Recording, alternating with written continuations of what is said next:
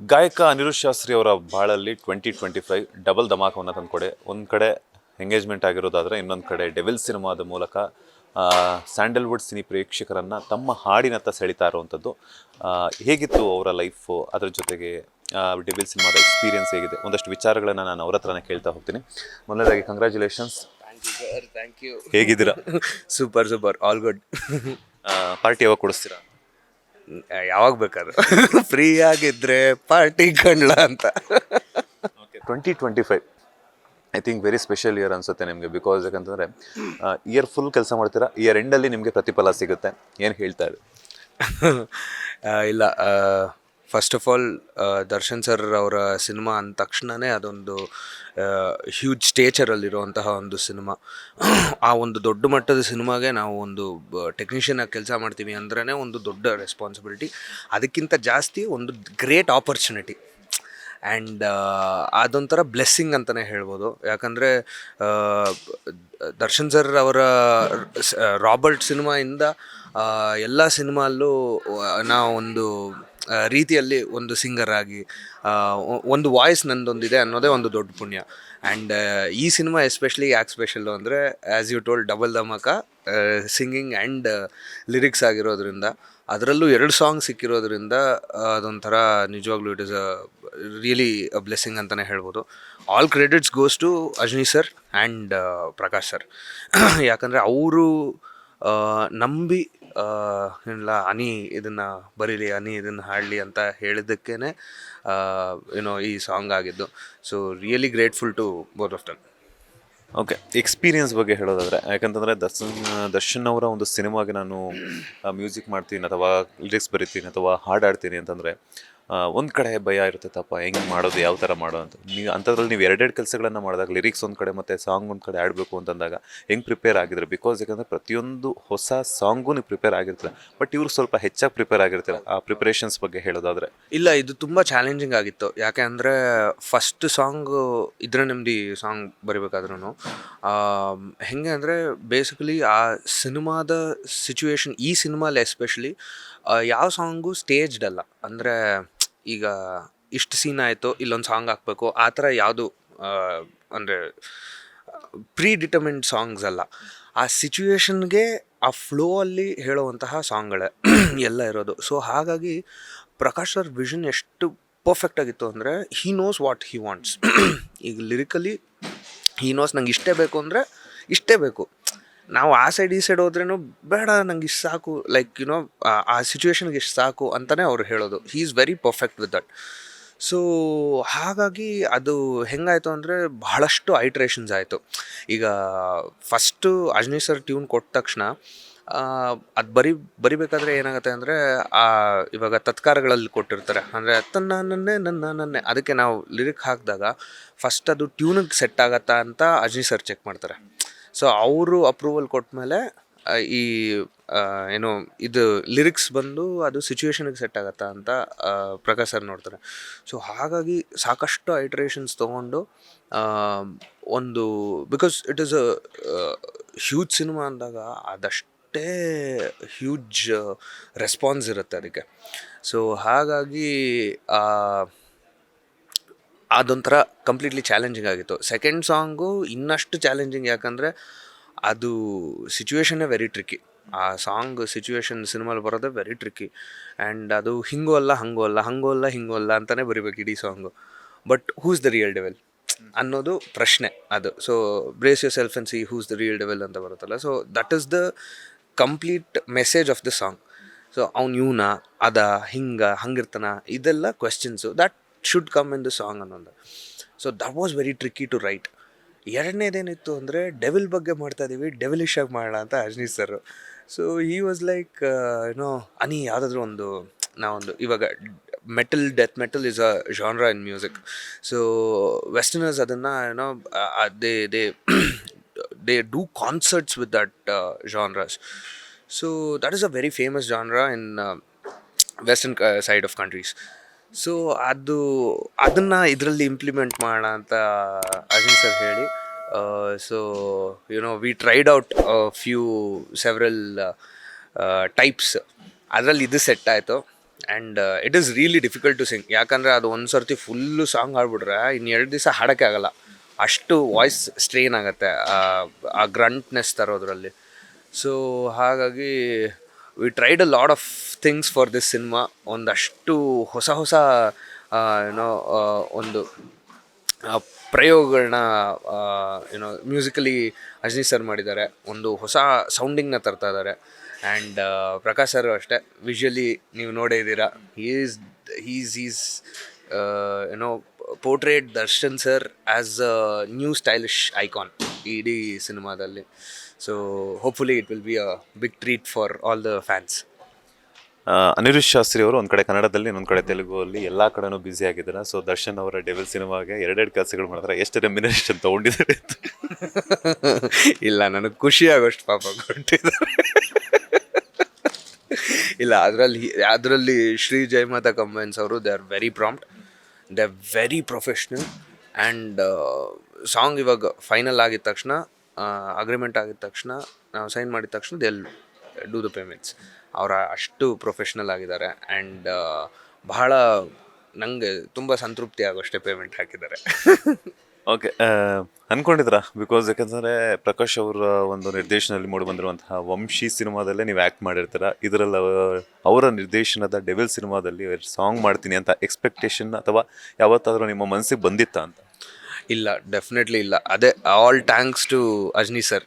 ಯಾಕಂದರೆ ಅವರೇ ಫಸ್ಟು ಪ್ರಕಾಶ್ ಸರ್ಗೆ ಹೇಳಿದ್ದು, ಅನಿ ಹತ್ರ ಒಂದು ಸರ್ತಿ ಟ್ರೈ ಮಾಡ್ಸೋಣ ಸರ್ ಅಂತ.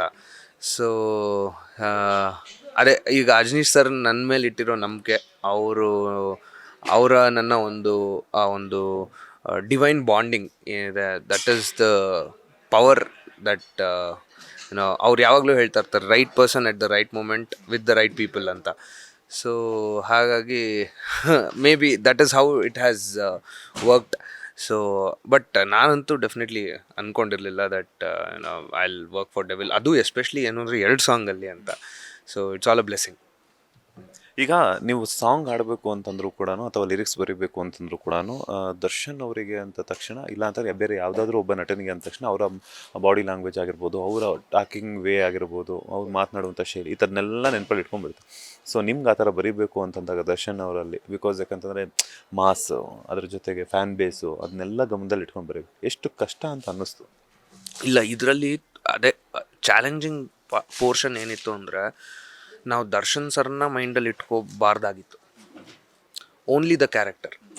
ಈಗ ಇವಾಗ ಸಿನಿಮಾಲಿ Darshan sir as Prakash sir told ಬಹಳಷ್ಟು ಶೇಡ್ಸಲ್ಲಿ ಕಾಣಿಸ್ತಾರೆ. ಸೊ ಆ ಕ್ಯಾರೆಕ್ಟರ್ನ ಮಾತ್ರ ಮೈಂಡಲ್ಲಿ ಇಟ್ಕೋಬೇಕು. ಆ್ಯಂಡ್ ಆ ಸಾಂಗಲ್ಲಿ ಆ ಕ್ಯಾರೆಕ್ಟರ್ ಏನು ಕನ್ವೆ ಮಾಡ್ತದೆ ಅದನ್ನು ಮಾತ್ರ ಮೈಂಡಲ್ಲಿ. ಪ್ರಕಾಶ್ ಸರ್ ಫಸ್ಟಿಂದನೂ ಹಿ ವಾಸ್ ವೆರಿ ಕ್ಲಿಯರ್, ನನಗೆ ಸ್ಟೋರಿ ಬಿಟ್ಟು ಸಾಂಗ್ ಹೋಗಬಾರ್ದು, ನನಗೆ ಸ್ಟೋರಿ ಬಿಟ್ಟು ಲೈನ್ಸ್ ಹೋಗಬಾರ್ದು. I don't want anything except only the story line. ಅದಕ್ಕೆ ಸೆಟ್ ಆಗೋಂಗಿದ್ರೆ will keep it, otherwise however ಎಷ್ಟೇ ಚೆನ್ನಾಗಿದ್ರು line will not keep it ಅಂತ. So he was very clear with it. So ಹಾಗಾಗಿ ನಮ್ಗೇನಾಯಿತು ಅಂದರೆ, ಈಗ ದರ್ಶನ್ ಸರ್ ಒಂದು ಆರಾನ ನಾವು ಮೈಂಡಲ್ಲಿ ಇಟ್ಕೊಳ್ದೆ ಬರೀ ಆ ಡೆವಿಲ್ ಕ್ಯಾರೆಕ್ಟರ್ ಅಥವಾ ಏನೋ ಆ ಸನ್ನಿವೇಶನ ಮೈಂಡಲ್ಲಿ ಇಟ್ಕೊಂಡು ನಾವು ಅದನ್ನು ಬರಿಬೇಕಾಯಿತು. That was very challenging. ಯಾಕಂದರೆ ನಾವು ಅದೆಲ್ಲೂ ಕುಗ್ಸೋಂಗೂ ಇಲ್ಲ, ಎಲ್ಲೂ ಬಿಲ್ಡಪ್ ಕೊಡೋಂಗಿಲ್ಲ. ಬಿಕಾಸ್ ಅದು ಕ್ಯಾರೆಕ್ಟರ್ ಡಿಮ್ಯಾಂಡ್ ಮಾಡಲ್ಲ ಬಿಲ್ಡಪ್ಸು. ಸೊ ಹಾಗಾಗಿ ಅದು very tricky situation to write. Okay, ಈಗ ದರ್ಶನ್ ಅವರ ಅನುಪಸ್ಥಿತಿಯಲ್ಲಿ ರಿಲೀಸ್ ಆಗ್ತದೆ. ಸೊ ನಿಮಗೆ ಎಲ್ಲ ಒಂದು ಕಡೆ ಅವ್ರು ಇದ್ದಿದ್ರೆ ಇನ್ನೊಂದಷ್ಟು ಪ್ರಮೋಷನ್ ಸಿಗ್ತಿತ್ತು, ಇನ್ನೊಂದಷ್ಟು ಜನಕ್ಕೆ ರೀಚ್ ಆಗ್ತಿತ್ತು ಅನ್ನುವಂಥದ್ದು, ಸೆಲೆಬ್ರೇಷನ್ ಎಲ್ಲ ಪಾರ್ಟಿಸಿಪೇಟ್ ಮಾಡುವಂಥದ್ದು, ಒಂದೇ ಸ್ಟೇಜಲ್ಲಿ ನೀವು ಅವರು ಒಟ್ಟಿಗೆ ಕಾಣಿಸ್ಕೊಳ್ಳುವಂಥದ್ದು, ಆ ಬಗ್ಗೆನೂ ಸಿಗ್ತಿತ್ತು. ಸೊ ಇದಕ್ಕಿಂತ ಮುಂಚೆ ದರ್ಶನ್ ಅವರನ್ನು ಅನಿರುದ್ಧ್ ಶಾಸ್ತ್ರಿ ಅವರು ಎಲ್ಲಿ ಭೇಟಿಯಾಗಿದ್ರು, ಆ ಭೇಟಿ ಆಗೋ ಸಂದರ್ಭದಲ್ಲಿ ಏನಾದರೂ ಮಾತನಾಡಿದ್ರ ಅಂತ? ನಾನು ದರ್ಶನ್ ಸರ್ನ 2 ಸರ್ತಿ ಭೇಟಿ ಮಾಡಿರೋದು. ಒಂದು ಸರ್ತಿ ಪೊರ್ಕಿ ಸಿನಿಮಾ ಡಬ್ಬಿಂಗ್ ಟೈಮಲ್ಲಿ, ನಾನು ಪೊರ್ಕಿ ಸಿನಿಮಾಲ್ಲಿ ಹೀರೋಯಿನ್ ತಮ್ಮನ ಕ್ಯಾರೆಕ್ಟರ್ಗೆ ಡಬ್ಬಿಂಗ್ ಮಾಡಿದ್ದೀನಿ. ಸೊ ಅದಕ್ಕೆ ಕಂಠದಾನ ಕಲಾವಿದನಾಗಿ ಕೆಲಸ ಮಾಡಬೇಕಾದ್ರೆ ದರ್ಶನ್ ಸರ್ರು ಡಬ್ಬಿಂಗ್ ಮಾಡ್ತಾಯಿದ್ರು. ಅವ್ರದ್ದು ಆದ ತಕ್ಷಣ ನಂದಿತ್ತು. ಸೊ ಆ ಟೈಮಲ್ಲಿ ನಾವು ಹೊರಗಡೆ ವೆಯ್ಟ್ ಮಾಡ್ತಾ ಇದ್ರಲ್ಲ, ಅವಾಗ ದರ್ಶನ್ ಸರ್ ಈಚೆ ಕಡೆ ಬಂದರು. ಸೊ ಅವಾಗ ಫಸ್ಟ್ ಟೈಮ್ ದರ್ಶನ್ ಸರ್ನ ಮಾತಾಡಿಸಿದ್ದು. ಆ ಫೋಟೋ ಇನ್ನೂ ಇದೆ ನನ್ನ ಹತ್ರ. ತುಂಬ ಯಾವುದೋ ಹಳೆ ಕಾಲದ ಕ್ಯಾಮ್ರಾ, ಅದು ಫುಲ್ ಗ್ರೀನಿ ಆಗಿ ಹಳೆ ಕಾಲದ ಫೋಟೋಗಳು ಬರುತ್ತಲ್ಲ ಆ ಥರ. But still I preserved it. ಅದು ಬಿಟ್ಟು ಇನ್ನೊಂದು ಆಡಿಯೋ ಲಾಂಚಲ್ಲಿ ದರ್ಶನ್ ಸರ್ನ ಒಂದು ಸರ್ತಿ ಮಾತಾಡಿಸಿದ್ದೆ. ಸೊ ಅದರಲ್ಲಿ ಹಾಡಿದ್ದೆ ಆ ಸಿನಿಮಾಲಿ. ಹಾಗಾಗಿ ಅವರು ಬಂದು ಅವರು ಆಡಿಯೋ ಲಾಂಚ್ ಮಾಡಿಕೊಟ್ಟಿದ್ರು. ಆವಾಗ ಮಾತಾಡಿಸಿದ್ದು ಅದೇ ಅಷ್ಟೇ. ಆ್ಯಸ್ ಯು ಟೋಲ್ಡ್, ಇವತ್ತಿದ್ದಿದ್ರೆ ನಮ್ಮ ಜೊತೆ ನಮಗೆ ಅದು ಇನ್ನಷ್ಟು ದುಪ್ಪಟ್ಟಲ್ಲ, ಇನ್ನು 100 ಟೈಮ್ಸ್ ಖುಷಿ ಆಗ್ತಾಯಿತ್ತು. ಏನಕ್ಕೆ ಅಂದರೆ ಅಫ್ಕೋರ್ಸ್ ಎಲ್ಲರ ಕನಸಲ್ವಾ, ಅವ್ರ ಜೊತೆ ಒಂದು ಫೋಟೋ ತೆಗೆಸ್ಕೋಬೇಕು, ಅವ್ರನ್ನ ಮಾತಾಡಿಸ್ಬೇಕು. ಅವ್ರಿಗೆ ಇದ್ರೆ ನೆಮ್ಮದಿ ಸಾಂಗು ಬಹಳ ಇಷ್ಟ ಆಗಿತ್ತು. ಸೊ ಅದು ಅಂದರೆ ನನಗೆ ತಿಳಿಸಿದ್ರು ಒಂದಷ್ಟು ಜನದ ಮೂಲಕ. ಬಟ್ ಅವರೇ ಏನೋ ಸ್ವಯಂವಾಗಿ ಬಂದು ನನಗೆ ಆ ಕಾಂಪ್ಲಿಮೆಂಟ್ ಕೊಟ್ಟಿದ್ದರೆ ಅದು ಎಲ್ಲರಿಗೂ ಅದೊಂದು ಕನಸಿರುತ್ತೆ, ಅದೊಂದು ಇಷ್ಟ ಇರುತ್ತೆ. ಸೊ ಅವರು ಎಸ್ಪೆಷಲಿ ಡೆಫಿನೆಟ್ಲಿ ನಮ್ಮ ಜೊತೆ ಇಲ್ಲ ಅನ್ನೋದೊಂದು ದುಃಖ ಇದೆ. ಬಟ್ ಅವರ ದೊಡ್ಡ ಗುಣ ಏನು ಅಂದರೆ, ನನ್ನಿಂದ ಸಿನಿಮಾ ನಿಲ್ಲಬಾರ್ದು, ನನ್ನಿಂದ ಯಾವುದೇ ಕೆಲಸ ಕಾರ್ಯಗಳು ನಿಲ್ಲಬಾರ್ದು, ಸಿನಿಮಾ ಕೆಲಸ ಆಗಲಿ ಅಂತ ಅವರೆಲ್ಲರಿಗೂ ಮೆಸೇಜ್ ಕೊಟ್ಟು, ಅವರ ಫ್ಯಾನ್ಸಿಗೆ ಮೆಸೇಜ್ ಕೊಟ್ಟು, ಅವರು ಎಲ್ಲೇ ಇದ್ರೂ ಸಿನಿಮಾ ಚೆನ್ನಾಗಾಗಬೇಕು ಅನ್ನೋ ಒಂದೊಳ್ಳೆ ಇಂಟೆನ್ಷನಲ್ಲಿ ಅವರು ಆ ದೊಡ್ಡ ಗುಣ ತೋರಿದ್ದಾರೆ. So really grateful. ಓಕೆ, ಈ ಇದ್ರೆ ನೆಮ್ಮದಿ ಆಗಿರಬೇಕು ಅನ್ನೋವಂಥದ್ದು ಈ ದರ್ಶನ್ ಅವ್ರು ಯಾವುದೋ ಒಂದು ಆಡಿಯೋಯಿಂದ ವೈರಲ್ ಆಯಿತು ಅನ್ನೋದ್ಬಿಟ್ಟು ಎಲ್ರಿಗೂ ಗೊತ್ತಿರುವಂಥ ವಿಚಾರ. ಸೊ ಇದನ್ನೇ ತೊಗೊಳ್ಬೇಕಾದ್ರೆ ನೀವು ಯೋಚನೆ ಮಾಡಿದ್ರ, ಇದನ್ನು ಹೆಂಗಪ್ಪ ಅವರು ಯಾವ ರೀತಿ ಸ್ವೀಕಾರ ಮಾಡ್ತಾರೆ ಅನ್ನೋವಂಥ ಗೊಂದಲಗಳೇನಾದ್ರು ಇತ್ತ ನಿಮಗೆ ಅಂತ? ಅದು ಏನಾಯ್ತು ಅಂದರೆ basically as I told you, ಆ ಸಿಚುವೇಷನ್ನಲ್ಲಿ ಆ ಕ್ಯಾರೆಕ್ಟರ್ ಡಿಮ್ಯಾಂಡ್ ಮಾಡೋ ಅಂತಹ ಒಂದು ಯುನೋ ಒಂದಷ್ಟು ಆಪ್ಷನ್ಸ್ ಇದ್ದು ಅದರಲ್ಲಿ. ಸೊ ಇದ್ರೆ ನೆಮ್ಮದಿ ಆಗಿರಬೇಕು ಒಂದು ಆಪ್ಷನ್ ಇತ್ತು, ಎಲ್ಲ ಶಿವನಾಟ ಕಣೋ ಒಂದು ಆಪ್ಷನ್ ಇತ್ತು. And it was a collective decision. And again Prakash sir shed ಇಲ್ಲ, ನಾವು ಇದ್ರೆ ನೆಮ್ಮದಿ ಆಗಿರಬೇಕು ಲೈನಲ್ಲೇ ಹೋಗೋಣ ಅಂತ ಹೇಳಿದ್ರು. ಬಿಕಾಸ್ ಆ ಕ್ಯಾರೆಕ್ಟರ್ ಬರುವಂತಹ ಒಂದು ಸನ್ನಿವೇಶದಲ್ಲಿ ಈ ಲೈನು ಆ ಹಾಡಿಗೆ ಆ ಸಾಲ್ ಎಂಡ್ ಆಗೋದಕ್ಕೆ ಬಹಳ ಆ್ಯಪ್ಟ್ ಆಗತ್ತೆ ಅನ್ನೋ ಒಂದು ಯುನೋ ಥಾಟ್ ಪ್ರಾಸೆಸ್ಸಲ್ಲಿ ಬರೆದಂತಹದ್ದು ಲೈನ್. ಈ ಡೆವಿಲ್ ಸಿನಿಮಾದ ಸಾಂಗ್ಸ್ ಕೇಳಿ ನಿಮ್ಮ ಭಾವಿ ಪತ್ನಿ ಏನಂದ್ರು ಅಂತ, ಏನು ಕಾಂಪ್ಲಿಮೆಂಟ್ ಕೊಟ್ಟರು ನಿಮಗೆ? ಅವ್ರ ಪಾಪ ಎಲ್ಲದಕ್ಕೂ ಕಾಂಪ್ಲಿಮೆಂಟ್ ಕೊಡ್ತಾ ಇರ್ತಾರೆ, ಅವ್ರಿಗೆ ಅನಿವಾರ್ಯ. ಕನ್ನಡದವ್ರೆ ಅವರೆಲ್ಲ ಇಷ್ಟಪಡ್ತಾರೆ ಪಾಪ. ಅಲ್ಲ, ಇಷ್ಟಪಡಲೇಬೇಕು, ಬೇರೆ ಆಪ್ಷನ್ ಇಲ್ಲ, ನಾವು ಇಷ್ಟಪಡಲ್ವಾ ಅಂತ. ಏನಾದರೂ ಹೇಳಿದ್ರ ನನ್ನನ್ನು ದರ್ಶನ್ ಅವ್ರ ಹತ್ರ ಭೇಟಿ ಮಾಡಿಸಿ ಹಂಗೆ ಹಿಂಗೆ ಅಂತ ಹೇಳ್ಬಿಟ್ಟು?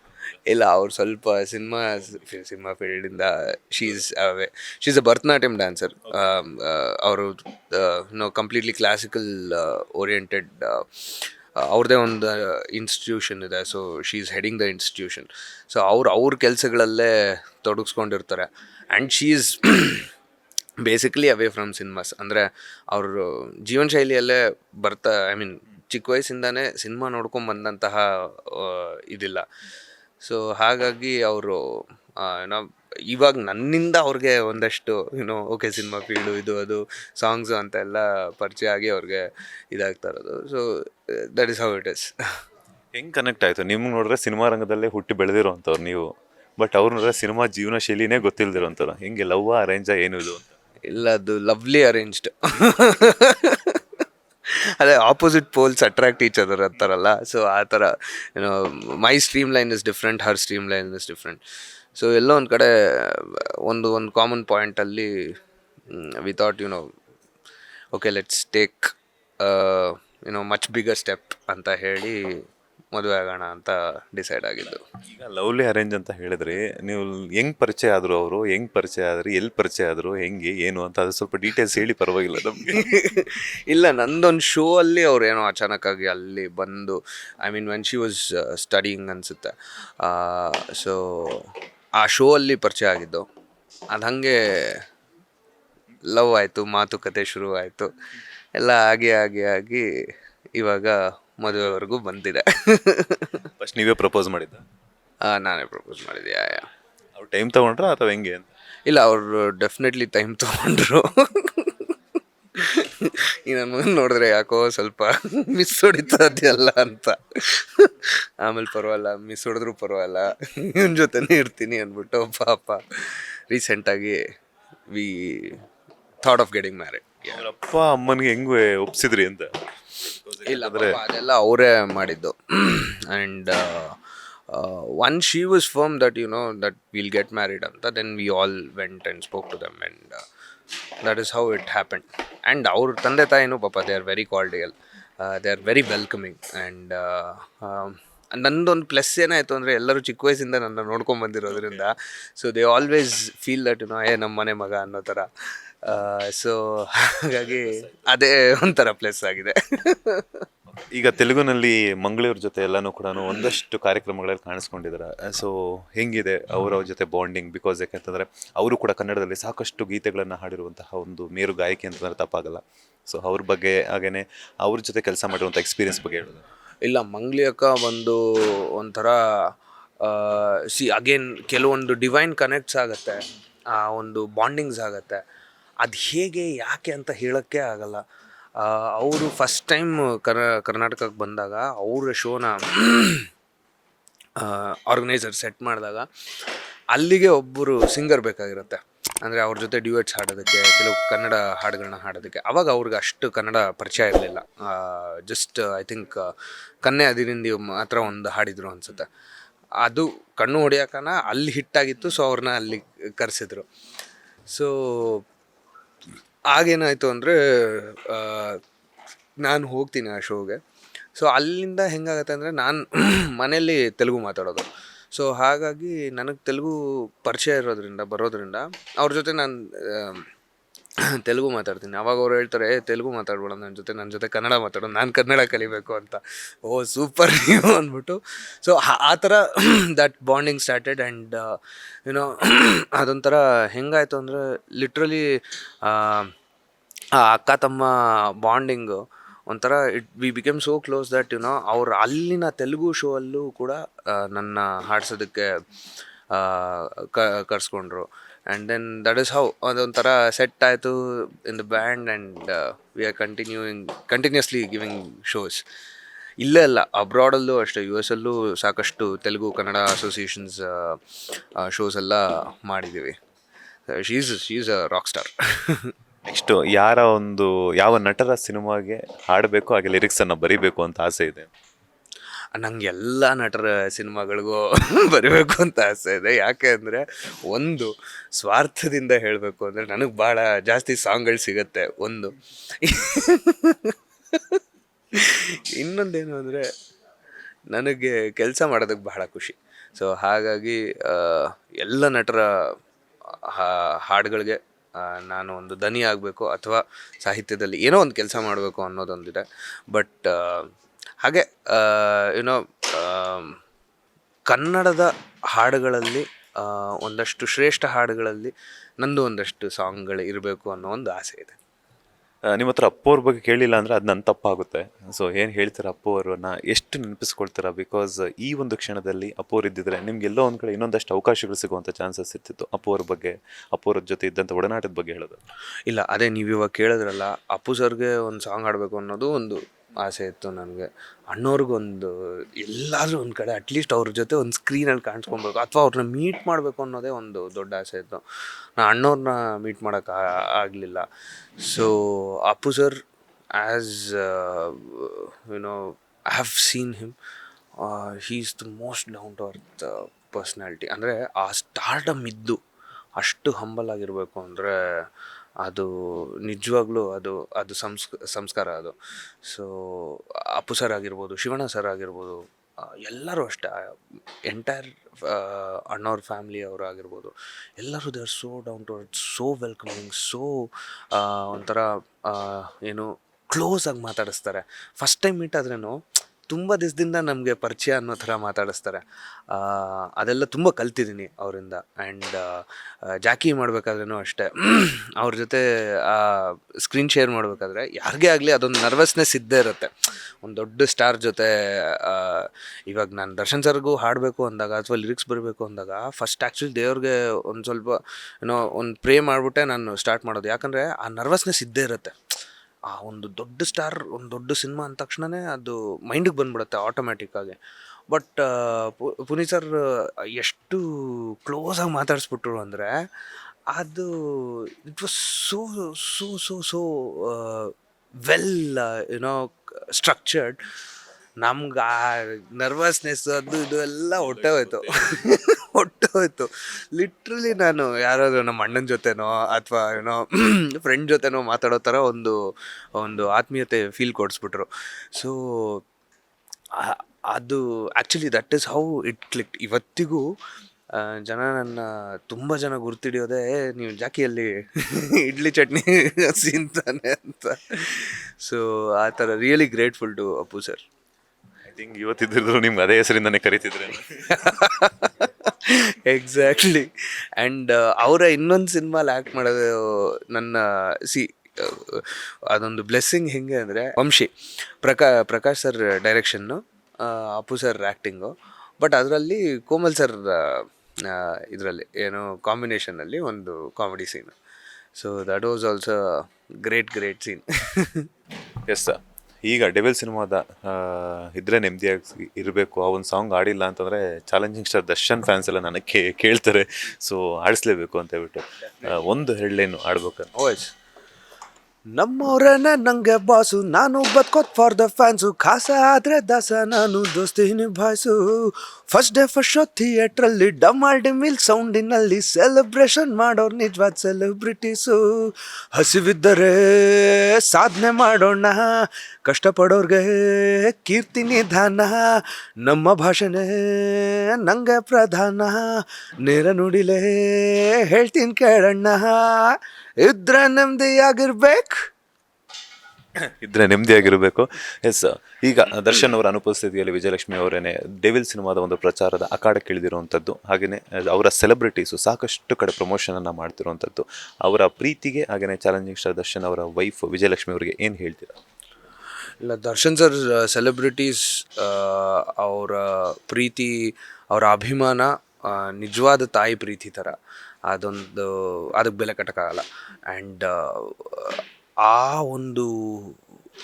ಒಂದು ರೇಂಜಲ್ಲಿ, ಆ ಒಂದು ಲೆವೆಲಲ್ಲಿ, ಆ ಒಂದು ಮ್ಯಾಗ್ನಿಫಿಸೆಂಟ್ ವೇಯಲ್ಲಿ ಒಬ್ಬ ಸ್ಟಾರ್ನ ಅಷ್ಟು ಪ್ರೀತಿ ಮಾಡೋಕ್ಕೆ ಸಾಧ್ಯನಾ ಅಂತ ತೋರಿಸ್ಕೊಡೋರು ಏನೋ ದರ್ಶನ್ ಸರ್ ಫ್ಯಾನ್ಸ್, ಎಲ್ಲ ಸೆಲೆಬ್ರಿಟೀಸು ಅಷ್ಟೇ. ಸೊ ಅವರೇ ಈ ಸಿನಿಮಾಗೆ ಬಹಳಷ್ಟು ಏನೋ ಇನ್ವಾಲ್ವ್ ಆಗಿ ಸೆಲೆಬ್ರೇಟ್ ಮಾಡಿ, ಪ್ರಮೋಟ್ ಮಾಡಿ ಈ ಸಿನಿಮಾನ ಗೆಲ್ಲಿಸೋ ಒಂದು ಕಾರ್ಯದಲ್ಲಿ ಇದ್ದಾರೆ. So really grateful to them. And of course madam ಅಷ್ಟೇ, ಅವರೆಲ್ಲ ಈವೆಂಟ್ಸ್ಗೂ ಬಂದು ಏನೋ ಭರವಸೆ ಮಾತುಗಳನ್ನ ಕೊಟ್ಟು ಆ್ಯಂಡ್ ನಮ್ಮಲ್ಲಿ ಸ್ಫೂರ್ತಿ ತುಂಬಿ ನಮ್ಮನ್ನು ಪ್ರೋತ್ಸಾಹಿಸಿ ಅವರು ಏನೋ she is taking the lead for the entire process of the cinema. So really grateful ನಿಜ. ದರ್ಶನ್ ಅವರ ಇನ್ಸಿಡೆಂಟ್ ಬಗ್ಗೆ ಏನಾದರೂ ಹೇಳೋದಾದರೆ? ಇಲ್ಲ, ಅದು ಮಾತಾಡೋಕ್ಕೆ ನಾನು ಯಾರೂ ಅಲ್ಲ. ಒಂದು, ಎರಡನೇದು ಆ incident ಏನಾಗಿದ್ರು ಏನಾಗಿಲ್ಲದೆ ಇದ್ರೇನೋ it is there in the court of law, and the court of law will give its decision.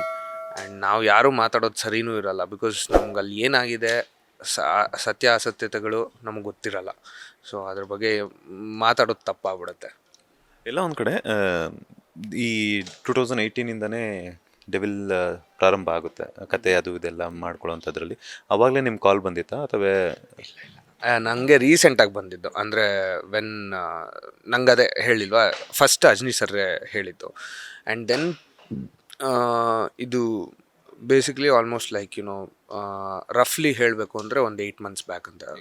8 months back, 8 to 10 months back. Okay, ಯಾಕೆ ಕೇಳಿದೆ ಅಂತಂದರೆ ಯಾಕಂದ್ರೆ ಆ ಒಂದು ಇನ್ಸಿಡೆಂಟ್ ಎಲ್ಲ ಆದಮೇಲೆ ಒಂದಷ್ಟು ವೇರಿಯೇಷನ್ಸ್ ಆಯಿತು. ಆಗಲೇ ನಾನು ಪ್ರೆಸ್ ಮೀಟಲ್ಲಿ ಲೊಕೇಶನ್ ಕೇಳಿದಾಗ ಒಂದಷ್ಟು ನೆಗೆಟಿವ್ ಎನರ್ಜಿ ಅದು ಇದು ಅಂತ ಹೇಳ್ತಿದ್ರು. ಹಾಗೆಯೇ ಮತ್ತು ದರ್ಶನ್ ಅವರು ಈ ಸಿನಿಮಾಗೆ ಇವಾಗ ಹೆಂಗೆ ಪ್ರಚಾರಕ್ಕೆ ಅವರಿಲ್ವೋ, ಮತ್ತು ಒಂದು ಪೋರ್ಷನನ್ನು ಕಂಪ್ಲೀಟ್ ಮಾಡಿದ್ರು ಇನ್ನೊಂದು ಪೋರ್ಷನ್ ಪೆಂಡಿಂಗ್ ಇತ್ತು, ಆಗುತ್ತಾ ಇಲ್ವಾ ಅನ್ನುವಂಥದ್ದು ಸಾಕಷ್ಟು ಕಲಾವಿದರಿಗಾಗಿರ್ಬೋದು, ಟೆಕ್ನಿಷಿಯನ್ಸ್ಗಾಗಿರ್ಬೋದು ಒಂದಷ್ಟು ಗೊಂದಲ ಇತ್ತು, ಕಂಟಿನ್ಯೂ ಆಗುತ್ತಾ ಇಲ್ವಾ ಅಂತ. ಬಿಕಾಸ್ ಯಾಕಂತಂದರೆ ಆ ಒಂದು ಇನ್ಸಿಡೆಂಟ್ ಆದಮೇಲೆ ಸಾಕಷ್ಟು ಜನರು ಆ ಒಂದು ಟೀಮ್ಗೆ ಒಂದಷ್ಟು ದಿನ ಕೆಲಸ ಇಲ್ದಂಗೆ ಆಗೋಯ್ತು. ಇದ್ದಿದ್ರೆ ಇಷ್ಟೊತ್ತಿಗೆ ಆಲ್ರೆಡಿ ರಿಲೀಸ್ ಆಗಿ ಎಲ್ಲರೂ ಕೂಡ ಕಣ್ತುಂಬ್ಕೊಳ್ತಿದ್ರು ಈ ಒಂದು ಸಿನಿಮಾವನ್ನು. ಸೊ ಹಾಗಾಗಿ ಒಂದು ಗೊಂದಲಗಳು ಅನ್ನೋದು ಇರ್ತೈತಲ್ಲ ಆ ಒಂದು ಸಂದರ್ಭದಲ್ಲಿ, ಹಾಗಾಗಿ ಇಲ್ಲ, it was completely handled in a very professional way. ಅಂದರೆ ಈಗ ಹೇಗೆ ಇವಾಗ ಒಂದು IT ಕಂಪನಿ ಹೇಗೆ ವರ್ಕ್ ಆಗುತ್ತೋ, ಈಗ ಒಂದು ಪ್ರಾಜೆಕ್ಟ್ ಮ್ಯಾನೇಜರ್ ಅಂತ ಇರ್ತಾರೆ.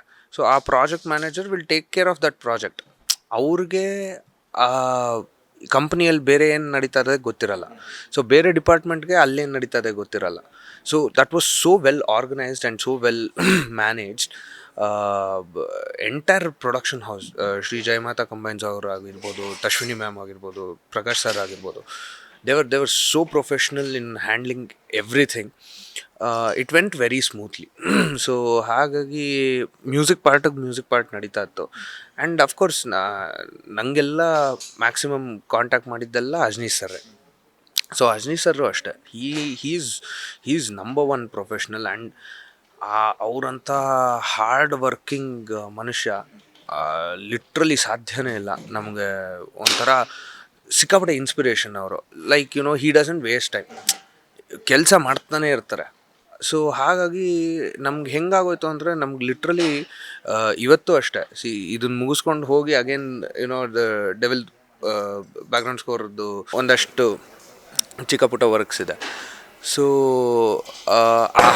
ಹಾಡೋದಾಗಿರಲಿ, ಈ ಥರ ಕೆಲಸಗಳನ್ನ ಅವ್ರು ನಮಗೆ ಕೊಟ್ಟಾಗ, ಲಿರಿಕ್ಸ್ ಬರೆಯೋದಾಗಿರಲಿ, ಹಾಡೋದಾಗಿರಲಿ, ಸೊ ಅದು ನಮ್ಮ ಕರ್ತವ್ಯ ಅಂತ ನಾವು ತೊಗೊಂಡಿರೋದ್ರಿಂದ ನಮ್ಗೆ ಹೇಗಾಯಿತು ಅಂದರೆ ಅದೇ ನಮಗೆ ತುಂಬ ಬ್ಯುಸಿಯಾಗಿ ಆಕ್ಯುಪೈಡ್ ಆಗಿಟ್ಬಿಡ್ತು.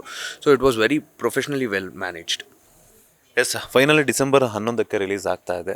ನಿಮಗೆ ಈ ಒಂದು ಸಿನಿಮಾದಲ್ಲಿ ಲಿರಿಕ್ಸು ಪ್ಲಸ್ ಹಾಡುವಂಥ ಅವಕಾಶ ಸಿಕ್ಕಿರುವಂಥದ್ದು ಸಾಕಷ್ಟು ಖುಷಿ ವಿಚಾರ. ದರ್ಶನ್ ಅವರ ಅಭಿಮಾನಿಗಳಿಗಾಗಿರ್ಬೋದು, ಕರ್ನಾಟಕ ಜನತೆಗಾಗಿರ್ಬೋದು, ಅನಿರುದ್ಧ್ ಶಾಸ್ತ್ರಿ ಅವರು ಏನು ಕೇಳ್ಕೊಳ್ತಾರೆ?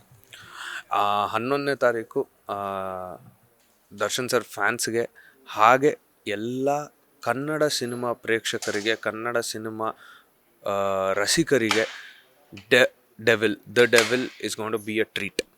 ನಿಮಗೆ ಆಡಿಯೋ ವಿಜುವಲ್ ಟ್ರೀಟ್, ಡೈಲಾಗ್ಸಲ್ಲಿ ಒಂದು ಟ್ರೀಟ್ ಆಗಿರುತ್ತೆ, ನಿಮಗೆ ಸಾಂಗ್ಸಲ್ಲಿ ಒಂದು ಟ್ರೀಟ್ ಆಗಿರುತ್ತೆ. ಹಾಗೆ ನಿಮಗೆ ಸ್ಟೋರಿ ಅಂತೂ ಇನ್ನು ಇಟ್ ಈಸ್ ವೆರಿ ಸರ್ಪ್ರೈಸಿಂಗ್. ನಿಮಗೂ ಗೊತ್ತು ಹಂಗಾದರೆ? ಇಲ್ಲ, ನಂಗೆ ಎಂಟೈರ್ ಸ್ಟೋರಿ ಗೊತ್ತಿಲ್ಲ. ಬಟ್ ಏನಂದರೆ, ನಾವು ಅದೇ ಸಾಂಗ್ಸ್ ಬರಿಬೇಕಾದ್ರೆ ಸಿಚುವೇಶನ್ಸ್ ಗೊತ್ತಿರತ್ತಲ್ಲ, ಸೊ ಒಂದು ವೇಗಾಗಿ ಒಂದು ಸ್ಟೋರಿ ಗೊತ್ತಿದೆ. ಬಟ್ ಅದು ಕಂಪ್ಲೀಟ್ಲಿ ಸರ್ಪ್ರೈಸಿಂಗ್ ಆಗಿರುತ್ತೆ. ಆ್ಯಂಡ್ ದರ್ಶನ್ ಸರ್ನ ಯಾವತ್ತೂ ನೋಡದೇ ಇರೋವಂತಹ ಒಂದಷ್ಟು ಸ್ಟೈಲಿಶ್ ಲುಕ್ಸಲ್ಲಿ ನೀವು ಈ ಸಿನಿಮಾಲ್ಲಿ ನೋಡ್ತೀರಾ ದರ್ಶನ್ ಸರ್ನ. ಸೊ ಒಂದಷ್ಟು ಸರ್ಪ್ರೈಸ್ ಎಲಿಮೆಂಟ್ಸ್ ಇದೆ, ಒಂದಷ್ಟು ಎಮೋಷನ್ಸ್ ಇದೆ. ಆ್ಯಂಡ್ ಪಕ್ಕಾ ಮಾಸ್ ಎಂಟರ್ಟೈನರ್, ಪಕ್ಕಾ ಕ್ಲಾಸ್ ಎಂಟರ್ಟೈನರ್ ಆಲ್ಸೋ. ಕುಟುಂಬ ಸಮೇತವಾಗಿ ಬಂದು ದಯವಿಟ್ಟು ಸಿನಿಮಾ ನೋಡಿ ಇಡೀ ತಂಡಕ್ಕೆ ಹರಿಸಿ ಅಂತ ಕೇಳ್ಕೊಳ್ತಾ ಇದ್ದೀನಿ. ಒಂದಷ್ಟು ಸಿಚುವೇಶನ್ಸ್ ಗೊತ್ತಾಗಬೇಕು, ಸಾಂಗ್ಸ್ ಬರೀಬೇಕು ಅಂತಂದರೆ ದರ್ಶನ್ ಅವ್ರು ಸೇಮ್ ಆಗಿರ್ತಾರೆ ಈ ಒಂದು ಸಿನಿಮಾದಲ್ಲಿ? ಇಲ್ಲ, ಅದು ನನಗೇನು ಗೊತ್ತಿಲ್ಲ ಅದ್ರ ಬಗ್ಗೆ. ಇಲ್ಲ, ನಿಜವಾಗ್ಲೂ ನನಗೆ ಗೊತ್ತಿಲ್ಲ. ಯಾಕಂದರೆ ಆ ಥರ ಸಾಂಗ್ ಯಾವುದೂ ಬಂದಿಲ್ಲ. ಐ ಡೋಂಟ್ ನೋ, ಅದ್ರ ಬಗ್ಗೆ ನಂಗೆ ಅಷ್ಟು ಐಡಿಯಾ ಇಲ್ಲ. ಬಟ್ ಇಲ್ಲ, ನಿಜವಾಗ್ಲೂ ಆ ಥರ ಸಾಂಗ್ ಯಾವುದೂ ಬಂದಿಲ್ಲ. ನನಗೆ ಕೊಟ್ಟಿರೋ ಸಾಂಗಲ್ಲಿ 2 ಸಾಂಗ್ ಸಿಚುವೇಷನಲ್ಲಿ ಆ ಥರ ಸಿಚುವೇಶನ್ ನನಗೆ ಹೇಳಿಲ್ಲ. So I am not aware of that. Anyway, thank you so much ಒಂದಷ್ಟು ಸಮಯವನ್ನು ಕೊಟ್ಟಿದ್ದಕ್ಕೆ. ಒಳ್ಳೆಯದಾಗಲಿ, all the best. Thank you sir. Thank you. ಇದಾಗಿತ್ತು ಗಾಯಕ, ನಟ, ಕಂಠದಾನ ಕಲಾವಿದ, ಇನ್ನೂ ಹೇಳ್ತಾನೆ ಹೋದರೆ ಬರ್ತಾನೆ ಇರುತ್ತೆ ಅವರ ಬಗ್ಗೆ. ಅನಿರುದ್ಧ್ ಶಾಸ್ತ್ರಿ ಅವರ ಮಾತು. ಕ್ಯಾಮ್ರಾ ಪರ್ಸನ್ ರಾಘವೇಂದ್ರ ಸ್ವಾಮಿ ಜೊತೆ Manjunath Srinivas, boss TV Kannada, Bengaluru. Latest ಹಾಗೂ ಇಂಟ್ರೆಸ್ಟಿಂಗ್ ಸುದ್ದಿಗಳಿಗಾಗಿ ಬಾಸ್ ಟಿವಿ ಕನ್ನಡ ಚಾನೆಲ್ನ ಸಬ್ಸ್ಕ್ರೈಬ್ ಮಾಡಿ. ಹಾಗೆಯೇ ಬೆಲ್ ಐಕಾನ್ ಪ್ರೆಸ್ ಮಾಡಿ. ಇದರ ಜೊತೆಗೆ ಫೇಸ್ಬುಕ್, ಇನ್ಸ್ಟಾಗ್ರಾಮ್, ಎಕ್ಸ್ನಲ್ಲೂ ಮಿಸ್ ಮಾಡದೆ ಫಾಲೋ ಮಾಡಿ.